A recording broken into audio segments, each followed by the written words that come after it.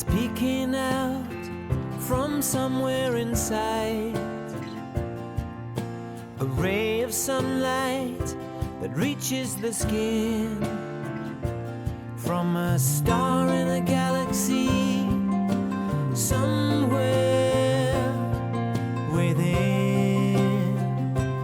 Under clouds in a forest on a cold winter's day,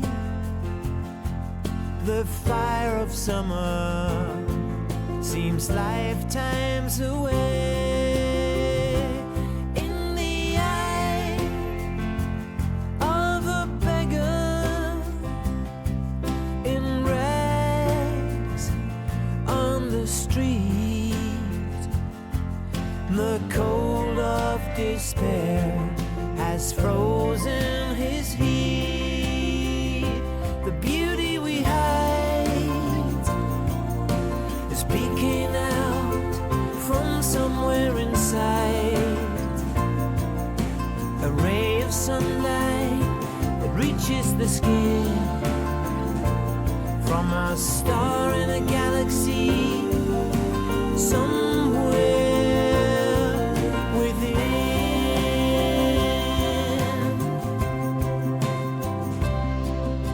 But even then, in the middle of the night, life grows invisibly, threaded with light beneath oceanic ignorant waves. The joy of existence crashes and rains. A babbling madman in prophetic tones, a woman in mourning with piteous groans, volcanoes of spirit shaking the rocks, thieves in the dark are picking our locks. The beauty we hide is speaking out from somewhere inside. A ray of sunlight that reaches the skin from a star in a galaxy somewhere within. The love in our hearts, the light of our eyes, shine through the clouds, unable to die. Breaking the idols of lips carved in stone, our beauty breaks forth to stand on its own. The beauty we hide is speaking out from somewhere inside. A ray of sunlight that reaches the skin from a star in a galaxy somewhere within. The beauty we hide is somewhere inside.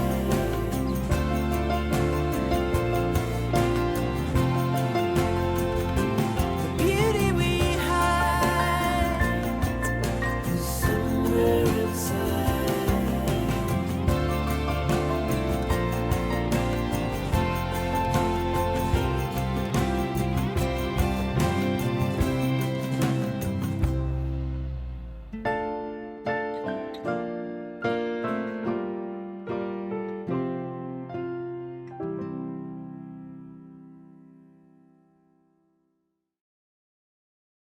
Well, that was The Beauty We Hide, sung and produced by world-famous composer, musician, and vocalist Thomas Barkey from the album Trust. And the lyrics were by Jeffrey Armstrong, and this enchanting album is available on Amazon and Shopify. It's wonderful seeing you tonight, and I'll turn over to my co-host, Benny. Namaste and Hare Krishna, and welcome to everyone this evening. My name is Balabhadra Bhattacharya Das. I'm the president of the Vedic Friends Association, VFA. Jeffrey Kavin is also a member, one of the founding members of VFA, as well as VAS. And we're just happy to have all of you here tonight. We had a few technical things in the beginning, but take it like a rock concert. They never start on time. Nothing works, the plugs don't work, the guitars don't work. But anyway, we're gonna have a fun time tonight. And this is something that I have been desiring for a long time with Kavindra. And we talk a lot, and whenever we talk on the phone, he always recites poetry.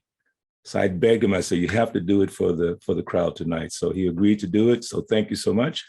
And now I think, Sandy, you can give a brief description of the program itself, the mystical poetry. Thanks, Betty.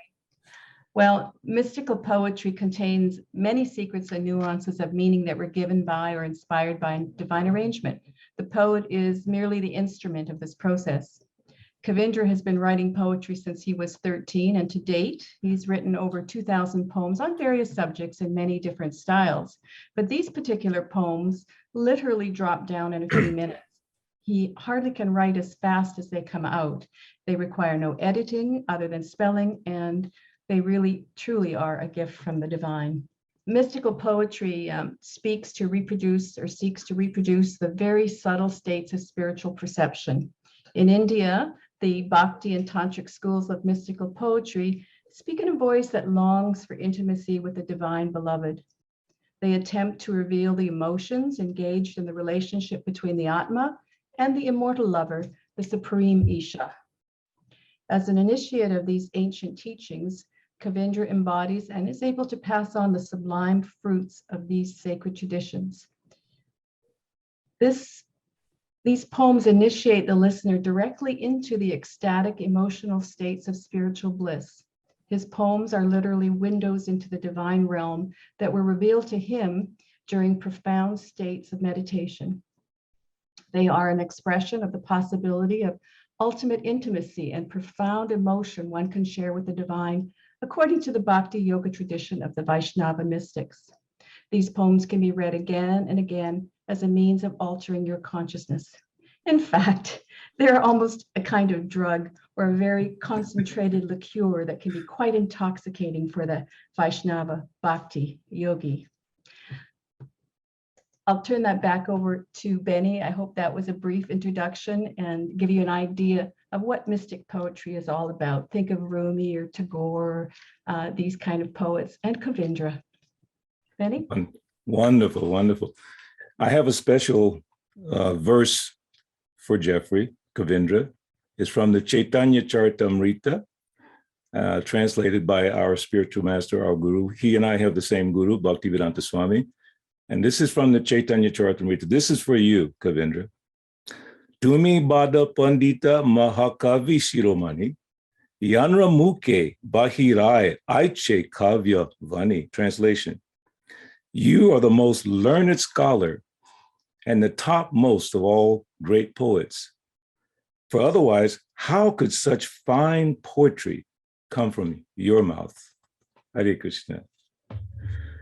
So I'm going to read a little introduction about Kavindra Rishi, or Jeffrey Armstrong.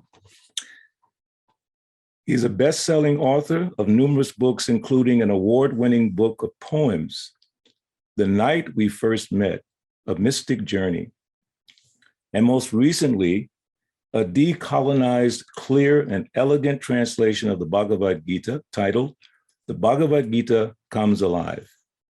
He's also a Jyotishi, Vedic scholar, and mystical poet. He was initiated in 1970 and spent 5 years in the ashrams of A.C. Bhaktivedanta Swami Prabhupada. He studied Sanskrit with the Benares Pandit, Professor Ramanath Sharma, Jyotish, with the illustrious Jyotirvid M.K. Gandhi. In addition, he assisted his guru in editing various books, including the Bhagavat Puran.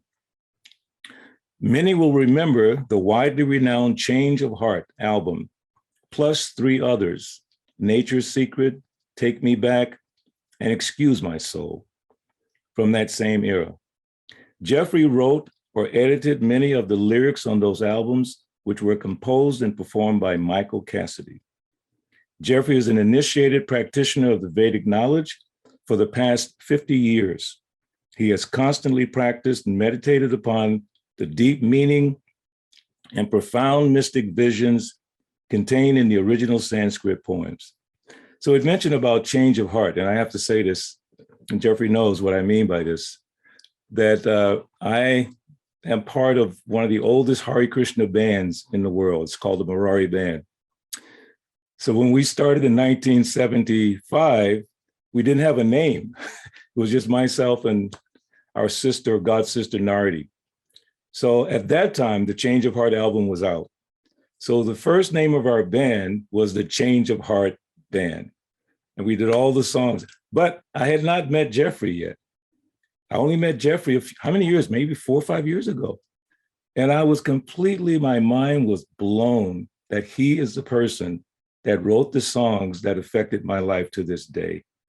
And today I was downtown Atlanta with Nardi, the co-founder of the band, and we were singing and we were talking about you, the great memories that you've given us. So blessings to you.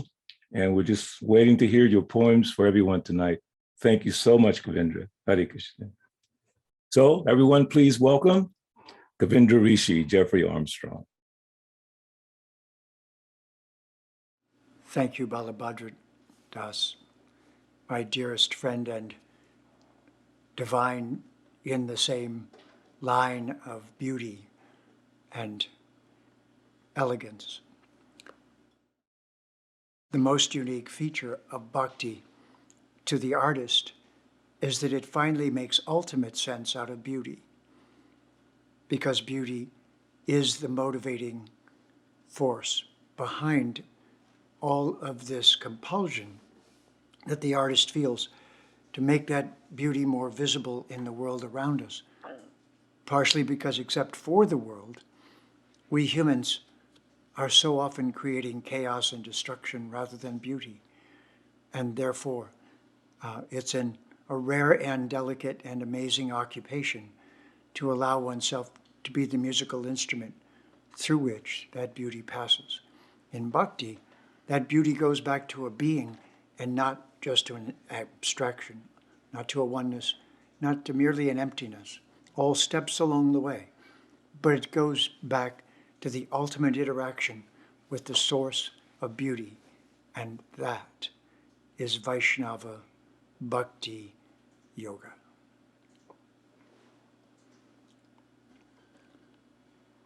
And so, for all of us who have these experiences, they are a kind of waking up.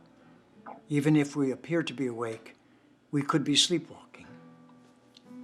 This first poem is called An Ancient Memory is Awakening. The ground of my being is shaking. Some kind of seismic event is in the making, as if an ancient memory is waking. A continent submerged is rising, whose magnitude I am now just realizing. With artifacts that some mystery are symbolizing. The I once knew has disappeared. Some other culture, remotely engineered, is arising from the dark into which I peered. This place is not an ancient museum filled with bones and skulls, or a mausoleum with howling ghosts begging someone to free them. It is a planet made of light, shining somehow in the empty night, toward which I have been flying with all my might. Like an astronaut lost in space, an Argonaut who set out to find this place without a compass and only trusting grace, yet now it is within my scope. Worn and battered, I a bedraggled misanthrope. Yet this world arises like a sun of golden hope, But how then can I take its measure or calculate the value of its treasure if I alone can see its sky of azure? Who will believe a dreaming poet whose fumbling words may not be able to show it? An astronomer alone at night tracking a comet. But I have landed and held the initial meeting, learned their language, received their heartfelt greeting. Now they feed me, and light is what I'm eating. From that light, a myriad of forms evolve, perfection, loving, electrical storms, endless, joyful being that never conforms, moving lines of wondrous syncopation, flashing forth in sweet articulation, poetic phrases of cryptic imagination. I cannot leave. They have me mystified. May now be dead and find that living lied. Who ever doubted that such beauty could be found? Who ever doubted or could translate the meaning of their speech? An archaeologist in their bright world in reach. Who might such wonders understand and teach? It cannot be, yet is what I now speak for. This hidden world and I, their strange ambassador. There is another realm, a hidden door, through which once finally going, more wonders than we can dream are glowing, knowing which perfects all knowing. The ground of my being now is broken, and this poem is just a shard, a stone, a token. The only evidence is these words that I have spoken.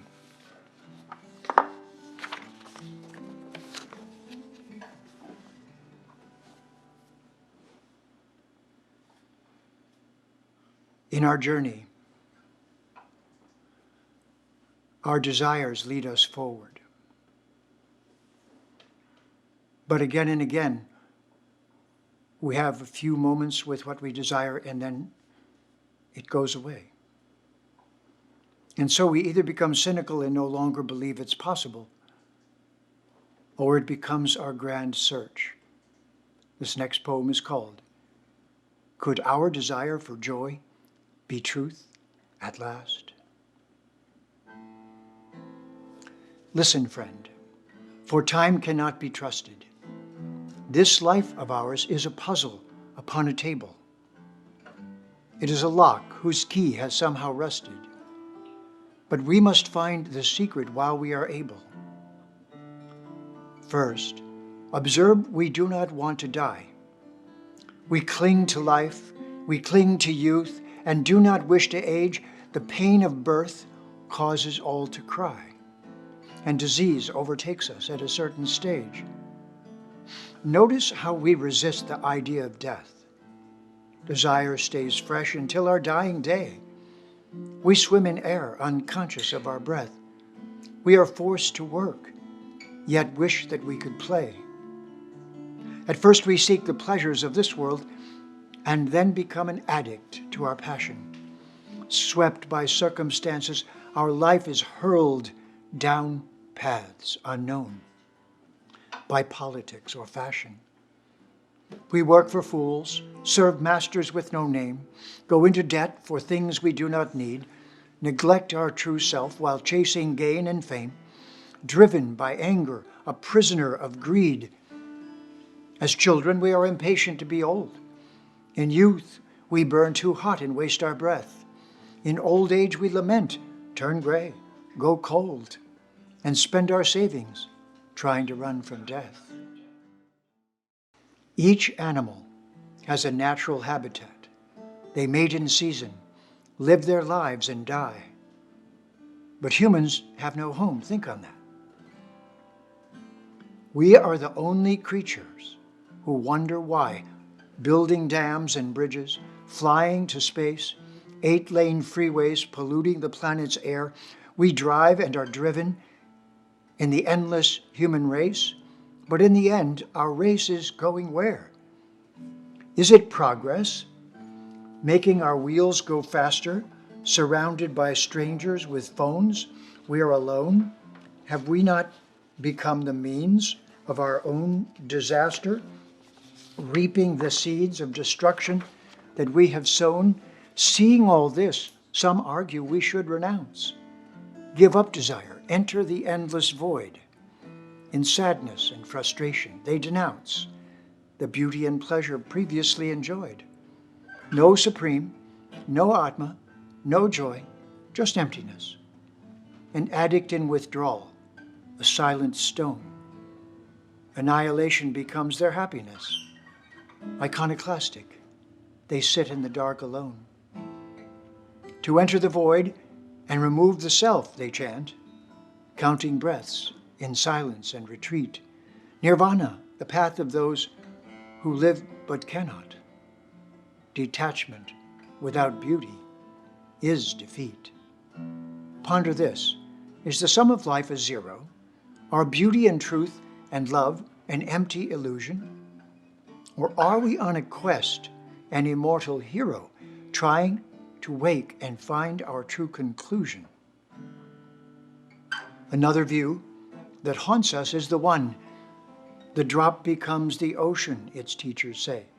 Your you will be the all when you are done. Homogenize. Give up your personal way. The world is illusion. Form is an ancient lie. Distinctiveness is a web illusion wove. But only oneness means that love must die. For immortal individuals are the ones who love. Those who don't know speak, the pundits opine, and those who speak don't know, they again repeat, not seeing the flaw in their argument's design, that saying not to speak is their defeat. Another oneness trick is called the now, as if there was just one from which to choose. But if there was, we would already know how, and oneness would mean no one could ever lose. And teachers of oneness could not presume to teach unless there was another to teach it to, which makes the oneness a thing no one can preach without becoming illusioned by the two. So think again. Is oneness what we seek? Is merging in an ocean why we tried to live our joy and reach the mountain's peak? Is the truth of our uniqueness that divinity lied? Then what is left if drowning in the one is the trap in which unknowing Atmas are caught, and the void is an empty room with joy for none, if the world is a place of death with danger fraught? But what if our final choice is a realm of love, where Atmas enjoy throughout eternity? What if this world is reflected from above, a photograph of the place we are meant to be? Could our desire for joy be the truth at last? Our attraction to beauty the symptom we are whole? Our nature to live where anxiety is in the past? Could the pleasures of endless loving be our goal?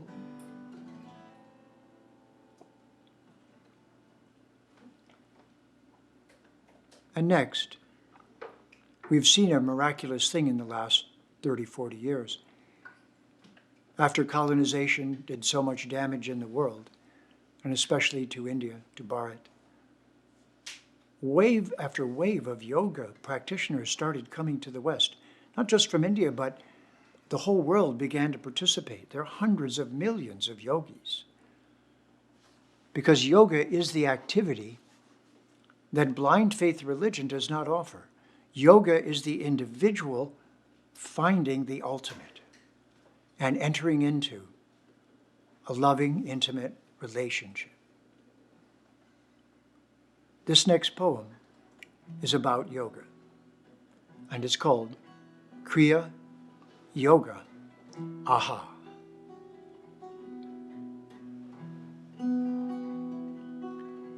In order to remember the secret of your existence, you must burn like an ember through the darkness and resistance. In order to excavate the treasure buried within, you must not meditate on the images made of skin. If you would like to learn the purpose for which we exist, that fire is where we yearn and fight without a fist. The journey begins with questions, alone in the dark at night. The answers improve your digestion. The lamp in your heart starts to light. The toys that used to amuse you sit unused on your shelf. Now excitement is finding a clue in the search for your permanent self. In order to see, you must focus, one-pointed, your eyes on the goal, beyond the world's hocus pocus.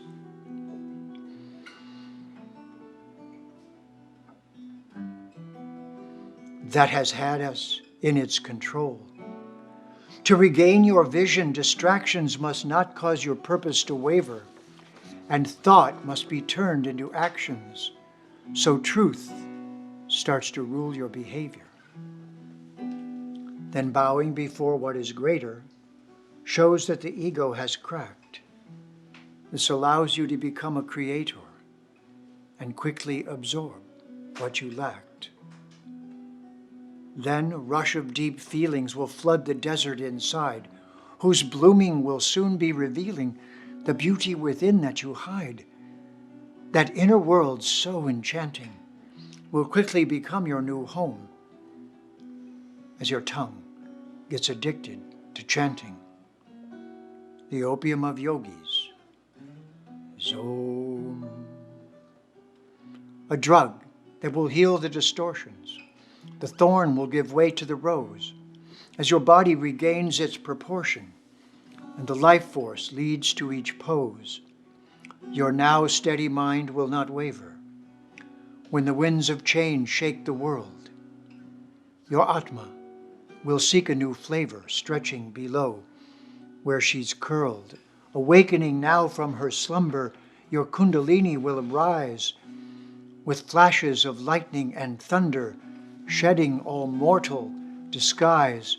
She'll dance in the joy of arising, dropping the 8 veils of matter, at last your true self realizing, while climbing the cosmic ladder. This yoga will lead you toward union, while unity holds the design.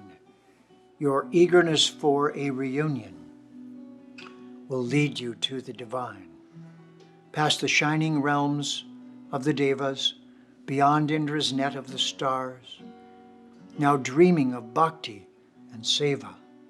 Old habits and vrittis and scars burn up like a comet's tail in the blazing fire transcendental, far up the Shushumna trail, way up but unable to fall. Samadhi, the now waiting lover, nirvana no matter is mine.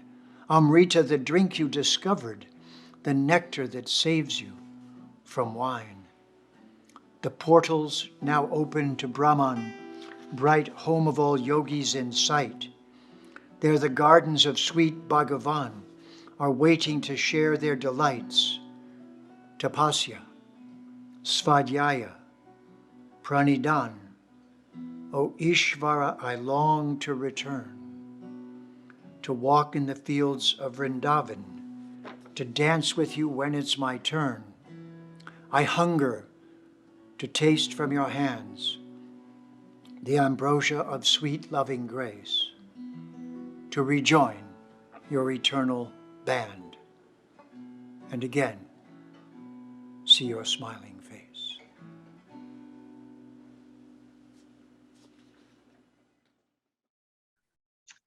That was really beautiful, Jeffrey G. This was part 1. It's the foreplay to get everybody in the mood. Now we're going to take you deeper And I'd like to introduce the next part here, which is a video that we put together, and it features the music of Patrick Bernard, who is also a Vaishnava devotee, and also Grammy fame. He composed and orchestrated an album of Jeffrey's poems called There Is Only One Love, and this is available on Spotify. And you can also go to patrickbernard.com. This poem is called A Lotus I Blossom.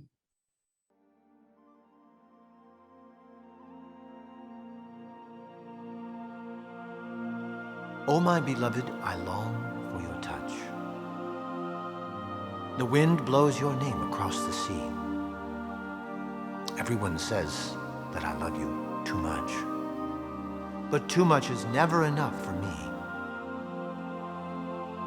My darling, I see you in every face.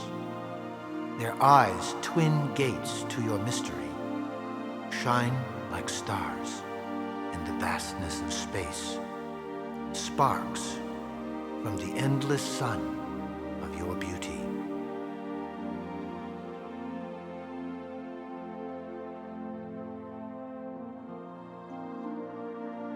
My dearest, I hear your voice in my ear when they tell me our love can never be, whispering messages, calming my fear, filling my heart with your ecstasy.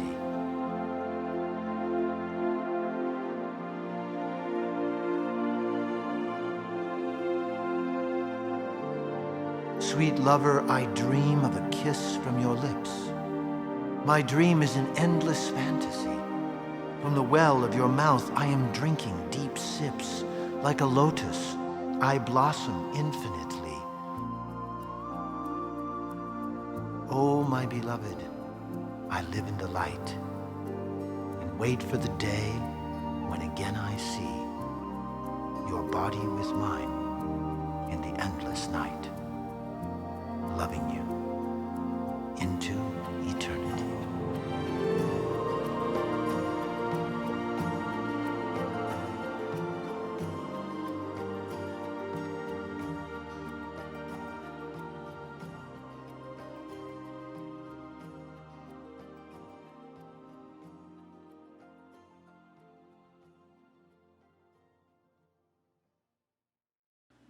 Yes, Patrick was in the ashram at the time that the Change of Heart album came out, and like many of us, we left our guitars and musical instruments and other things behind when we went into the ashram as celibate monks.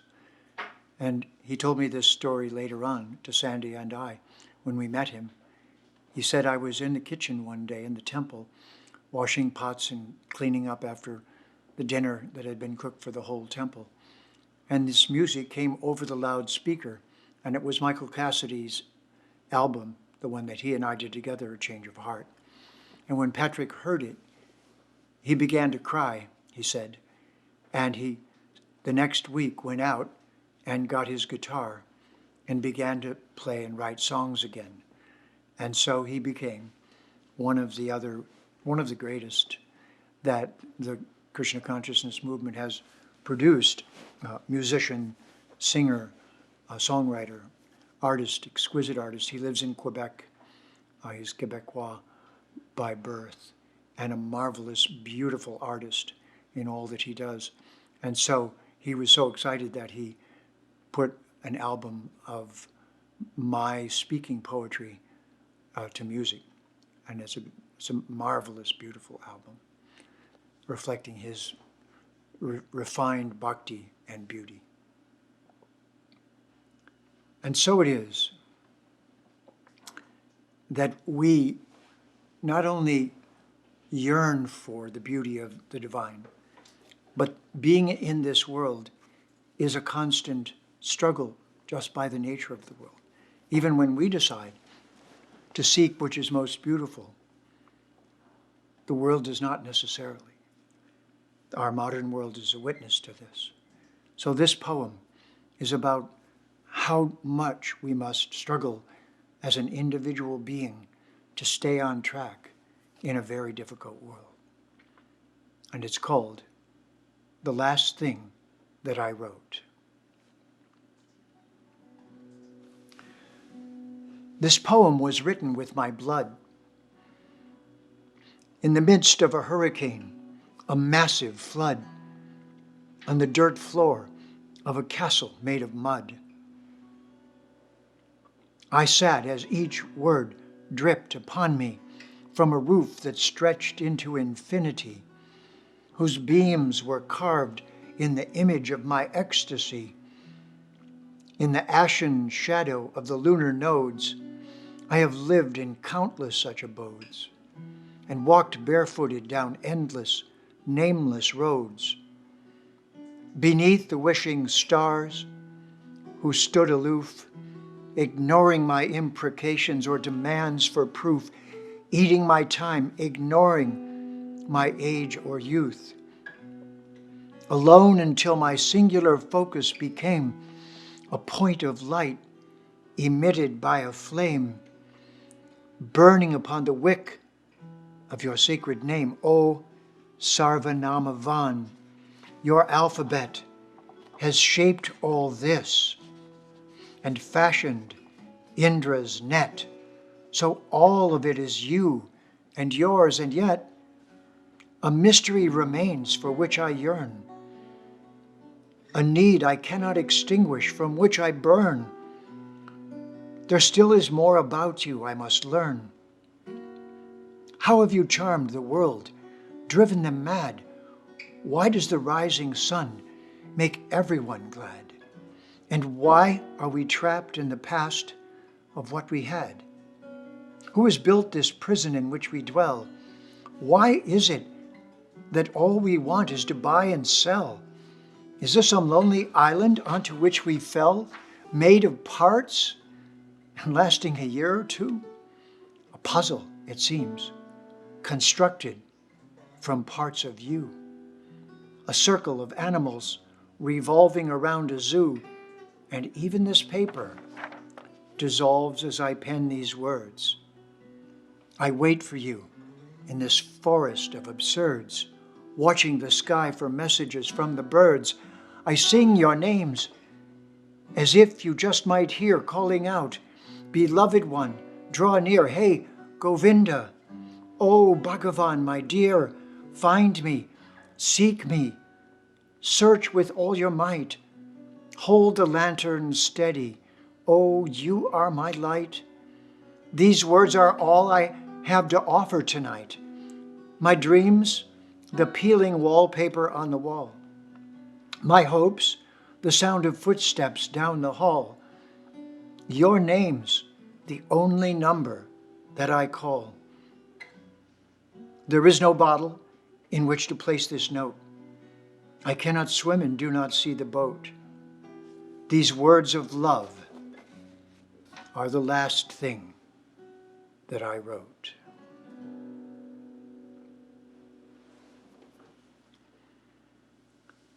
One of the miracles of love, if you've had a beloved, is that you actually begin to see things through their eyes. What a gift. The more people we know and we're friends with or beloved with, the more they let us into their heart, and we see through their eyes, and they show us the world. And each one of us, each one of them is a facet of Bhagavan.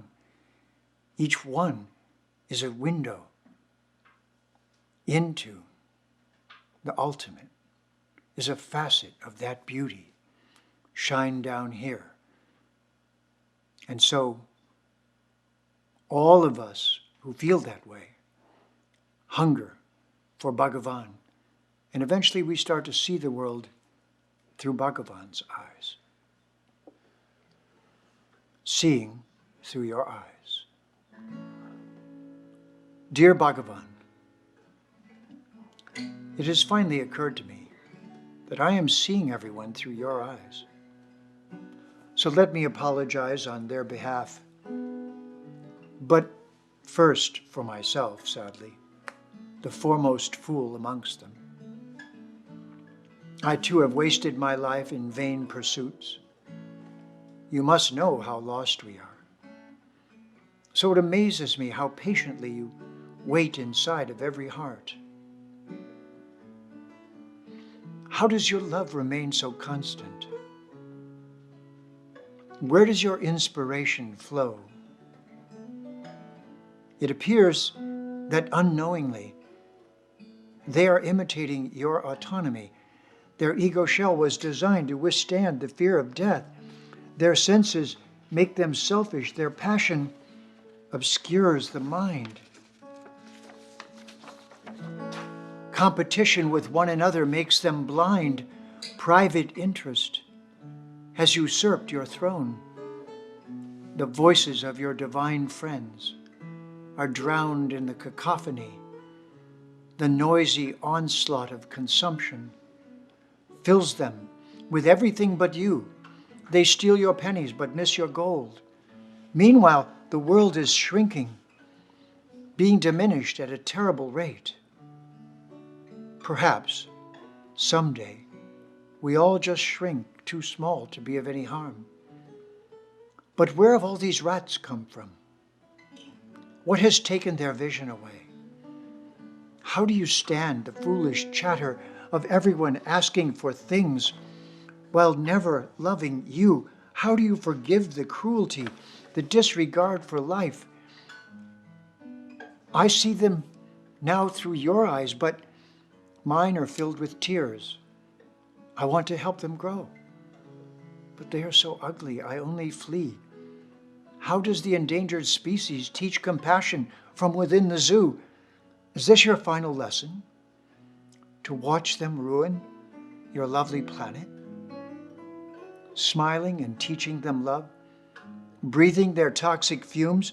I speak of your perfumes, shamelessly promote your beauty, cry at the mention of your name. But only now do I see them the way you see us all. It is almost more than I can bear to love so much, wait so long, that they see you in me.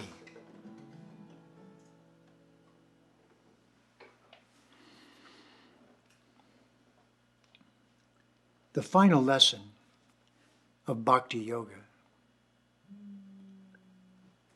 is that in spite of the grandeur and immensity of the realm we see around us, the highest destination is the simplest, and so we overlook it. If you've ever had a child, had anyone that's beloved to you, even a pet, there's something in that moment of sweet intimacy. There's something, just that taste is the taste that everyone is really hungering for. And so it is said that Bhagavan's eyes, the Supreme Being's eyes, are just like lotuses when they bloom.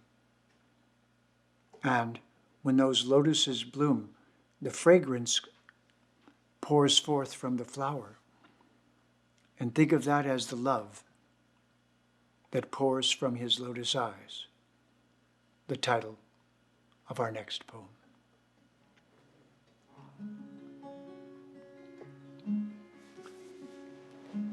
It was twilight once again, so the restless stars were winking, trying to get our attention. Look up here without blinking, O lost and lazy mortals. We are the shining guardians of unseen cosmic portals, protectors of those bastions. But eons passed in stony silence, and the crushing depredations wrought their mindless violence, burning libraries and nations, until the planets held a council, standing together in the sky, focusing their common will on the truth that will not die.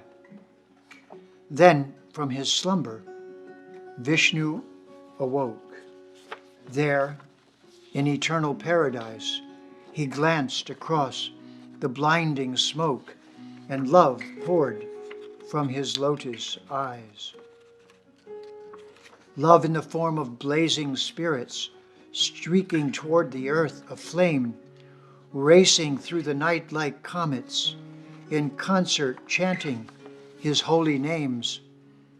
Striking the world in unison, they reach the waiting wombs of mothers praying for daughters and sons who would bring light into the tomb. Unseen, unheard, those angels dove into the swirling earthly fray, holding the wish of eternal love, shining their light to show the way, down, down, down to the depths of matter, scattered across the globe in every place, to the bottom of the celestial ladder. In human bodies, they hid their grace. And in those bodies cut and torn, they were wounded and abused. With the pains every Savior has borne, they suffered their divinity unused. For coming into matter, they had forgotten the sacred mission for which they were sent, the holy task for which they were begotten, the eternal purpose for which they were meant. But now is the time, O children of delight, to drive away the demons of doubt and fear, to stand again and shine your truth and light, to speak that truth to every ear. And when they did, the darkness faded like mist before the rising sun. Peace returned where love invaded. Every child was safe, and all were one. Calling all devas, now is the time to shine the light you have come to bear. Devas awake again to shine and broadcast this message everywhere.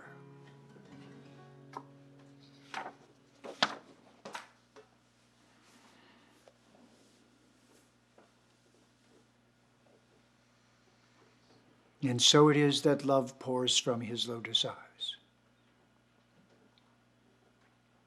And all who understand turn in that direction and say, Om Namo Bhagavate Vasudevaya. Please remember me. Please look upon me. Please inspire me to be like you. And please help me to be of healing rather than harming influence while I'm here. It was twilight once again. So the restless stars were winking, trying to get our attention. Look up here without blinking, O lost and lonely mortals. We are the shining guardians of unseen cosmic portals, the protectors of those bastions. But eons passed in stony silence, and the crushing depredations wrought their mindless violence, burning libraries in nations, until the planets held a council, standing together in the sky, focusing their common will on the truth that will not die. Then from his slumber Vishnu awoke, there in eternal paradise. He glanced across the blinding smoke, and love poured from his lotus eyes. Love in the form of blazing spirits, streaking toward the earth of flame, racing through the night like comets, in concert chanting his holy names, striking the world in unison. They reached the waiting wombs of mothers, praying for daughters and sons who would bring light into the tomb. Unseen, unheard, these angels dove into the swirling earthly fray.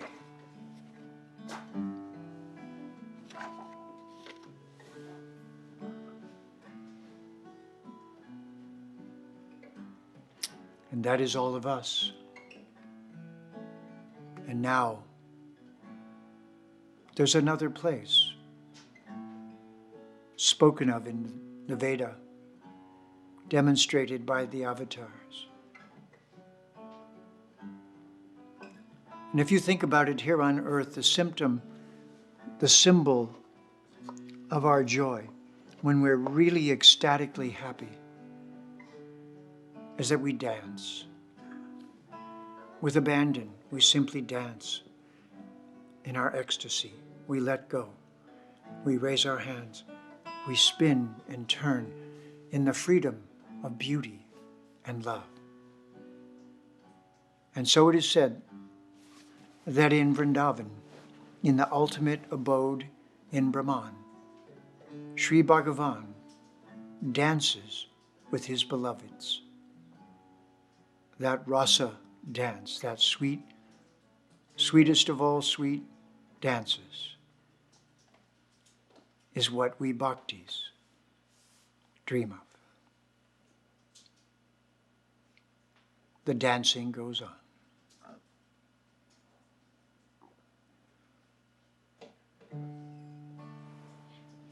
While there in Vrajamandal,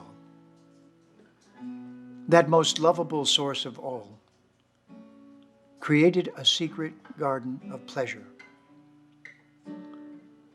wishing to finally reveal that the love in our Atma is real, in unlimited ways that no one can measure.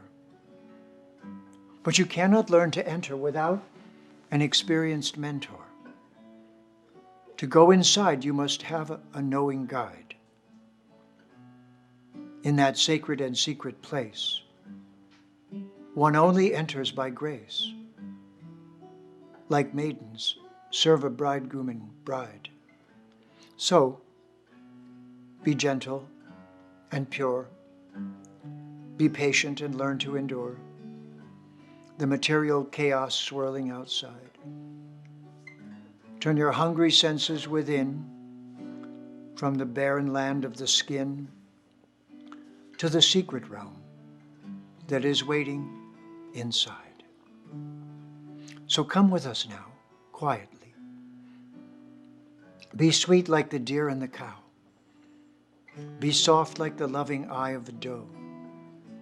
Leave your worldly wisdom and be who you are with humility. Who you truly are and not what you know.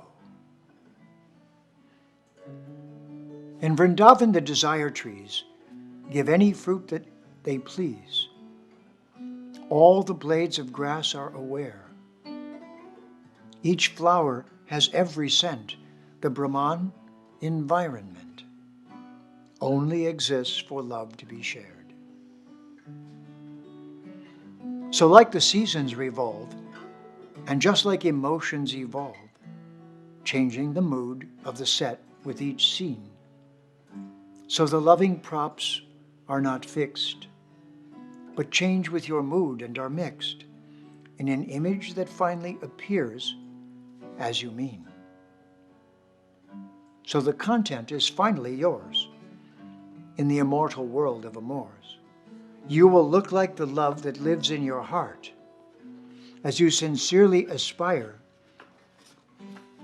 with sacred serving desire. The director of all will give you a part. Now be quiet and watch. For the secret love here is much more subtle than any you have ever seen. Here, the gurus are gopis, Bhagavan's girlfriends, that is, and they do not always say what they mean. There, the Ishvara is Krishna, and you are the learning Shishya, the conscious one learning how to be. And the ultimate female divine, so the enlightened rishis opine, is a young girl named Radharani. Thus Krishna is attraction, and Radha is reflection. Observing them both in a glass, she is the secret teacher, but he only wants to reach her and she wants to give him all she has. It is Madan Mohan, the ultimate one, who finally awakens the Kundalini. But Kamadeva's attractor can't resist Miss Reflector, for she is Madan Mohan Mohini. And though she is his queen, the loving go-betweens in their torrid affair are the clever gopis. They are there in each tryst, when they dance or they kiss. Those so-called girls live only to please. And there in the elegant sari, that young girl is a manjari. They train with the gopis in the secrets of bliss. Someday when they're finally grown, they will learn to dance on their own. And Govinda will teach them to kiss. This sacred and intimate circle gave birth to the ultimate miracle, the secret of the orbiting planet's ellipse.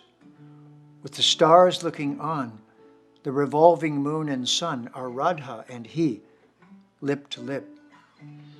While dawn and dusk every day are their flirting glances, they say, the moon shows the moods of their joy. But who would possibly guess that the cosmos is actually this, the loving embrace of a girl and a boy? The ultimate sources of all, dressed up for a cosmic ball, which is held in a forested glade, are all dressed up for the part, dancing their heart to heart, while the rest is simply a masquerade. And so, at other times he hides, so saddened Radha decides to die in the Vraja forest alone. Then all the gopis weep at seeing her death-like sleep, unconscious there on the ground like a stone. And just then Krishna comes running. He fell again for her cunning, so he kisses her lotus feet in his sorrow. And she peeks open her eyes. They're in lover's paradise. It is just another scene in the show. It seems to make no sense in a world where barbed wire fence and dangerous borders are all that we know. And so we think it erratic compared to the static. This madness of loving ecstasy, this forest of endless bliss, that loving wilderness where the wildness of play rules supreme, where an endless sweet love affair always fills the fragrant air. But is all this only a wonderful dream? Well, seen from inside out, that is the human doubt of the Atmas who return again to rebirth. It is just too much love to believe, so they hurry up and leave, back to sadness, from laughter and mirth, but do feel free to return. We are all here only to learn, and the joyful dancing goes on every day. By choosing shadow or light, by holding pain or delight, you have been there now, and you now know the way.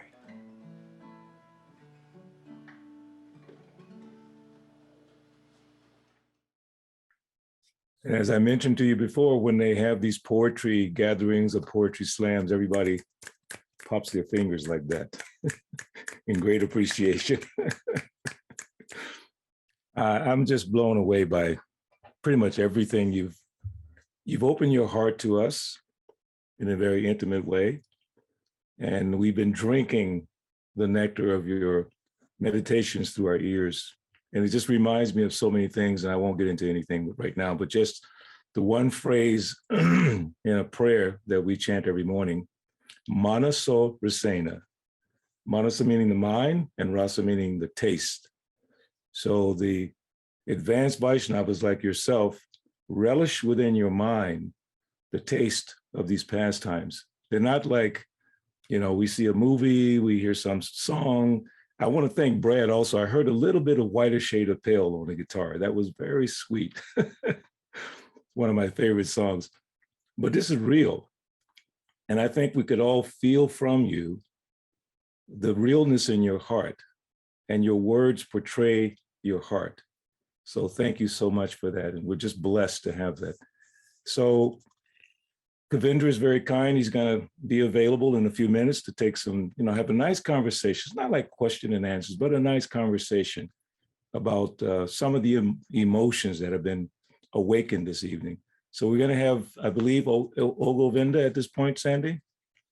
This is a song that when I first heard it, as you mentioned about Patrick, it brought me to tears.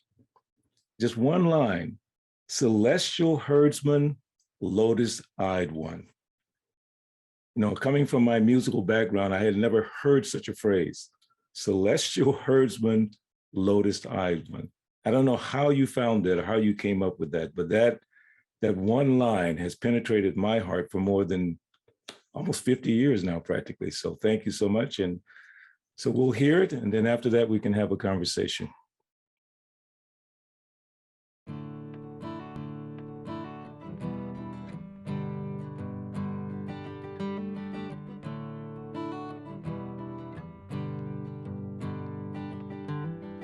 Lord, the sun's effulgence hide your face. Your blissful form lies far beyond my eyes. But now your wonders call my heart's embrace, as dawn displays your beauty in the skies. The rainbow shows the colors of your dress. Movements of the moon reflect your mind. Your smiling is the cause of happiness, and love exists because you are so kind. Oh, Govinda, within my heart, celestial herdsman, lotus-eyed one. Your precious gift of love impart. Oh, you who stand behind the sun, you're the one.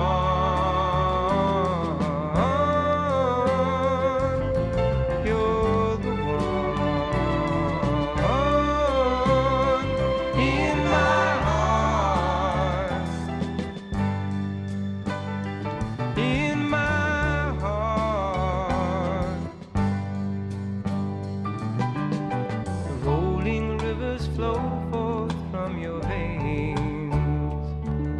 The clouds that fill the sky come from your hair. The seeds of life are watered by your rains. And from your breathing blows the mighty air. My Lord, you are the source of all I see. Your movements are the passing days of time. You are the resting place of all that be. And love exists because you are so kind. Oh, Govinda, within my heart, celestial herdsman, lotus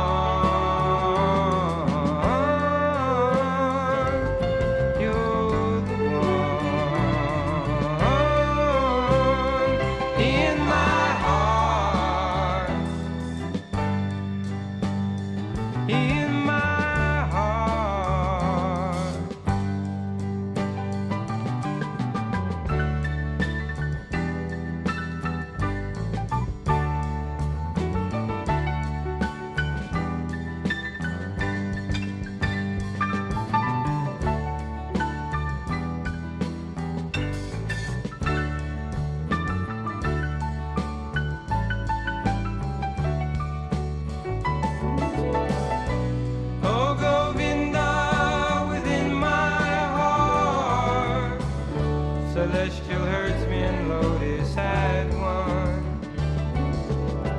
Your precious gift of love impart. You stand behind the sun. You stand behind the sun. You're the one. You're the one in my heart. In my heart. In my heart.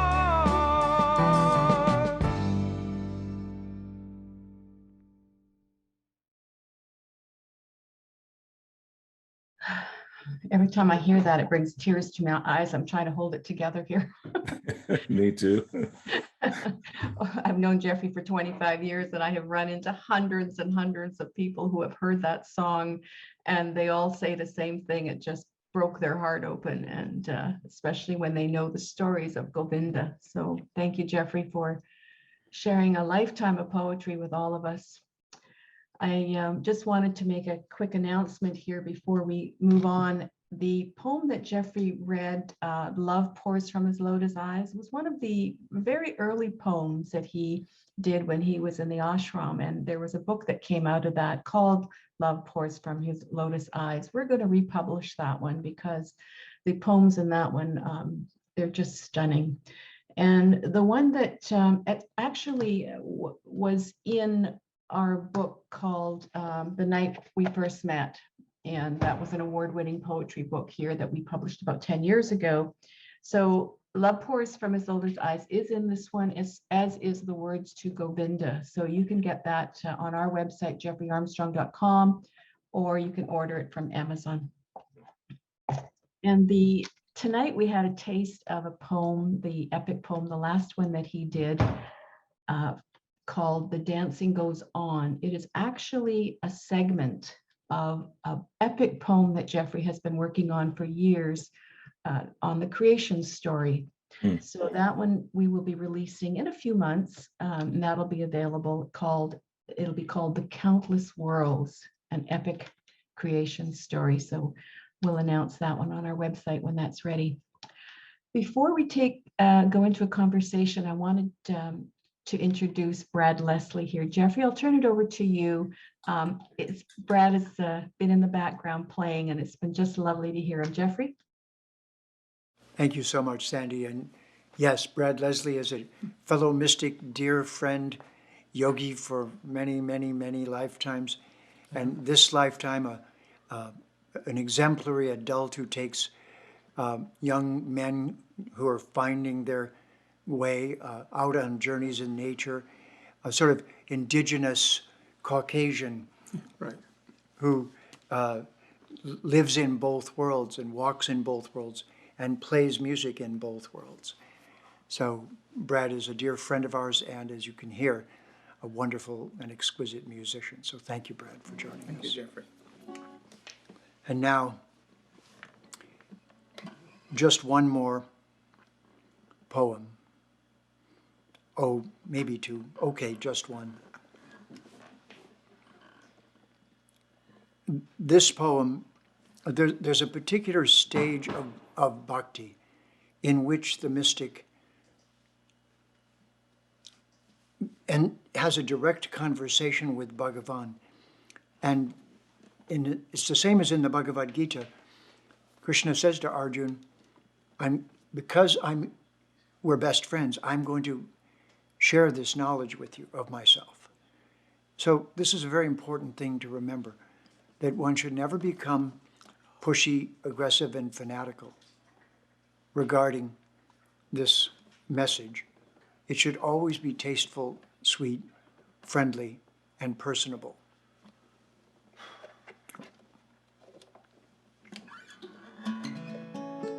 And so, the one who is devoted to Bhagavan really does become best friend. And from best friend, some even become dearly beloved, the ultimate pinnacle of intimacy? What if you think that the everyday relationship is best friend? Then it's a direct conversation. So this poem is called You, O Bhagavan. You are the number of which I am only a fraction. This temporary world is but your reflection. You are the total of which I am just the remainder. You are the statement to which I am just the rejoinder.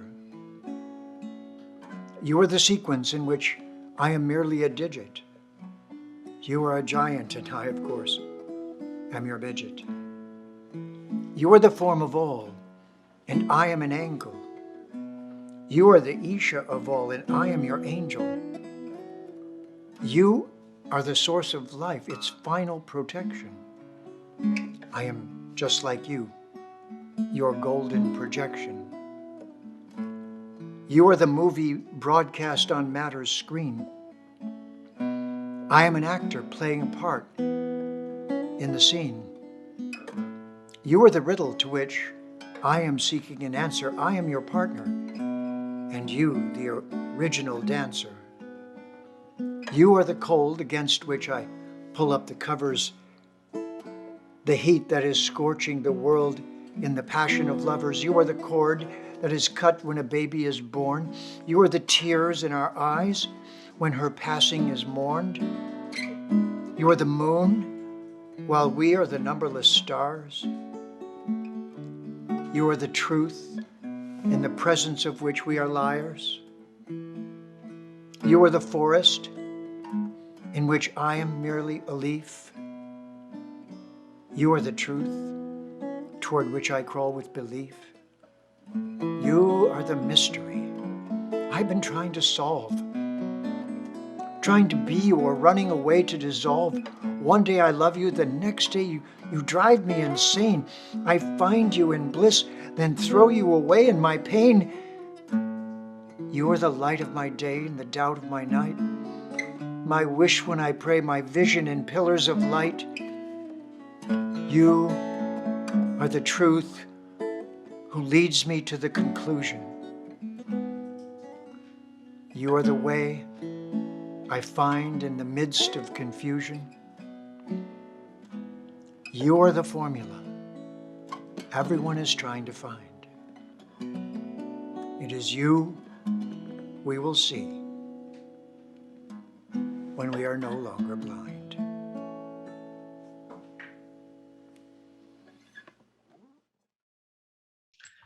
That was beautiful, you two. We have a special guest, another well-known Vaishnava online, and that is Karnamrita Dasi. She was born in the ashram. Karnamrita, how are you? I'm so happy being here. There you are. Hare Hi. Krishna. Thank you for coming on. Oh, I look forward to this. I was actually supposed to be driving tonight to San Francisco, and I'm going to drive in the morning. I'm singing there tomorrow. Oh, you have such a beautiful voice. Oh, Carrying that O Govinda. I actually was embarrassed to send Jeffrey a video for his birthday, but I actually said to him, thank you for being the first English songs in my life. You know, growing up, we heard everything in Sanskrit and we didn't listen to anything outside of the ashram. But when that album came out, it was visionary to me. You know, and we didn't express ourselves. We sang what the other acharyas had already written, which was really beautiful.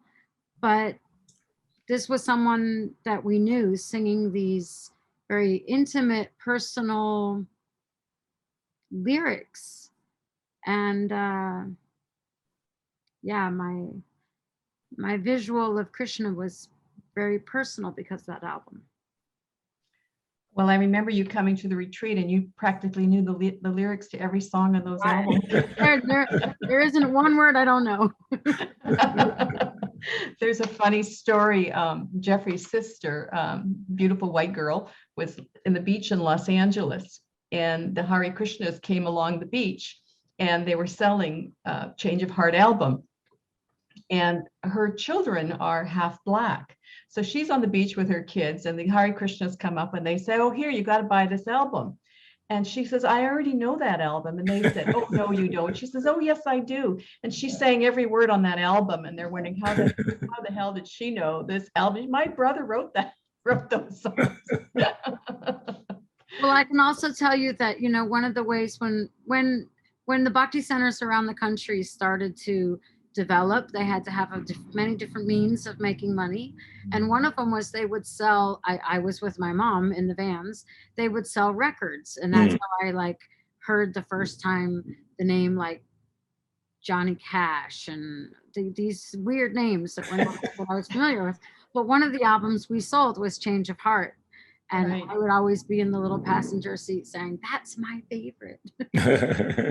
I mean, I didn't know the other ones, but we sold many of those. Yeah. I know Jeffrey and I were in London one time, and we were president of the temple was showing us around, and he told us the story that when George Harrison donated the money for that temple, what they didn't know was that it didn't come with any of the fixtures. It had been stripped.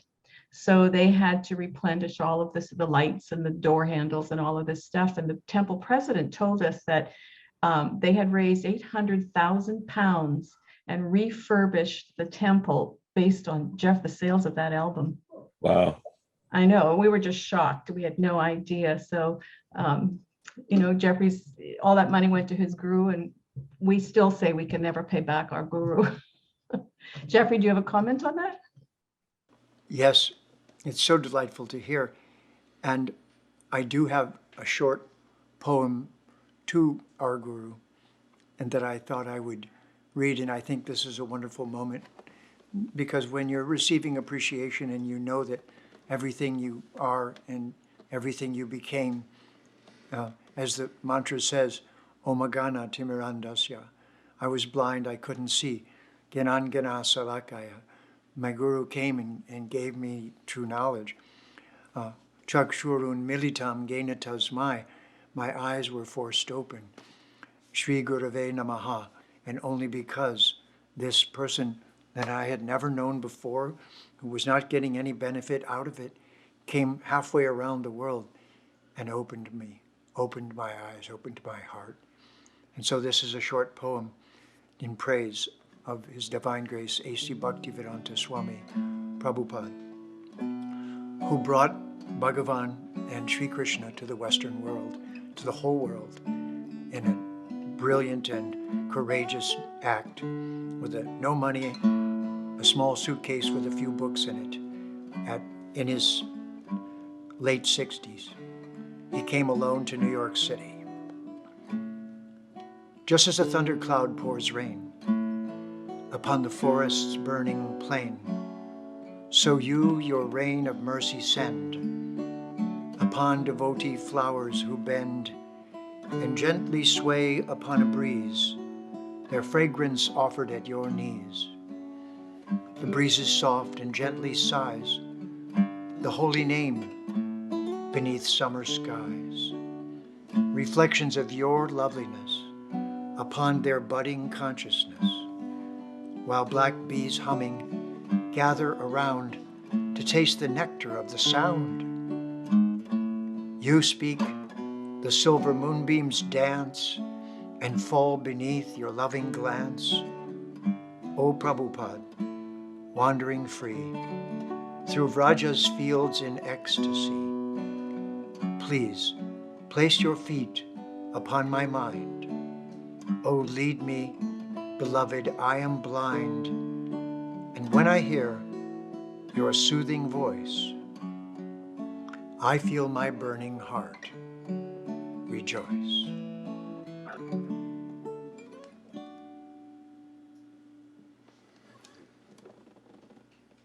Thank you for doing that, Kavin, because I requested you to do that poem, so you've fulfilled my desire by doing that. Thank you so much. And I was telling some devotees here in Atlanta about that poem that you wrote, and just reintroducing you to all of your family, your godbrothers and god sisters. And when I described that poem, because you read it to me before, they were so fascinated. So I'm begging you to please submit that poem to the Vyasa Puja book that all the disciples of Prabhupada from around the world, they submit to poems and writing. So please submit that poem this year. So devotees can hear your voice. They've heard your voice through your lyrics. Now they need to hear your voice again, how you're spreading the glories of Srila Prabhupada, Vedic wisdom, Vaishnava culture. So many devotees don't know that. And I'm trying my best to amplify that and bring that into the fold. So thank you so much. That was beautiful. You know, I'm sorry, I hope it's okay I say something. I hope that the next year after that, you will present to them, he's a kind and gentle soul. Wow. Don't make me sing. It's, you know, the other song that you wrote about Prabhupada and all of his qualities, that you could find all the little, you wrote the song and you knew that that person had met that person. Mm. It wasn't all glories to the son of the son of the son of the moon of the, it was so personal. And I love that you're trying to introduce, you know, one of your godbrothers back to your godbrothers. The irony Yes. of that, and yet the sweetness of being 17 together and then 70 together. Like the flavors have grown, and some of us are sharing in different ways, and yet the richness, it has so many seeds. Truly, truly. And one special meditation I've had for the last few days, I've given a couple of classes in Philadelphia and Harrisburg, Pennsylvania. And the subject matter was Krishna and the Pandavas visiting with Bhishma. And also Yudhisthira daily, as part of his sadhana, visiting with Dhritarashtra. And I mentioned that Dhritarashtra is really the cause of Kurukshetra. He could have stopped that war because it's his sons, 100 sons. He could have stopped it, but he didn't. So he created so much havoc. There's 640 million people died in the Battle of Kurukshetra. And he is part of that. That's why Yudhisthira at the end, he was also very upset. So many people died. Think of the culture that we live in, or the culture that we've been exposed, which is, Prabhupada called it the glory days, the glorious days of this culture, where the women, the children, the brahmanas, the cows, and the old people like us, 70 plus, that they're respected in the culture. So Yudhisthira, even though Dhritarashtra caused all that pain, he went every day to see how his uncle was doing, offering respects. And the one day when he went and Dhritarashtra's gone, Vidura's gone, Gandhari's gone, Yudhisthira was devastated. So in our culture, and I mentioned this the other day, Prabhupada's godbrothers, there are none of them left as far as I know. None of them left. And to me, I felt a certain level of comfort knowing that Prabhupada's godbrothers were still there. So in our Krishna consciousness movement, devotees like yourself are still there. And as Karnamrita is pointing out, devotees have to take advantage of that. And now other persons who are not members of ISKCON or the Hare Krishna movement, like Brad and various different persons, they're getting the benefit of the wonderful heart and culture that you have developed over these years. So I feel honored to be able to work with you, to quote unquote, reintroduce you to your family.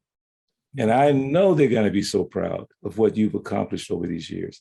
And I tell everyone about your 75th birthday. People from all over the world glorifying my godbrother. I'm thinking, well, what ISKCON needs to glorify such a devotee. What you've done, I mean, 800,000 pounds you collected without even doing anything. You didn't take a dime. That should be appreciated. So I'm going to do everything I can to make sure, before I leave this mortal frame, to make sure that you were brought back into the family in a very powerful way. When I first met Jeffrey and was introduced to his poetry, I was up, I'll type a few poems for you, I would say. And I started, and 3 o'clock in the morning, okay, one more, okay, one more.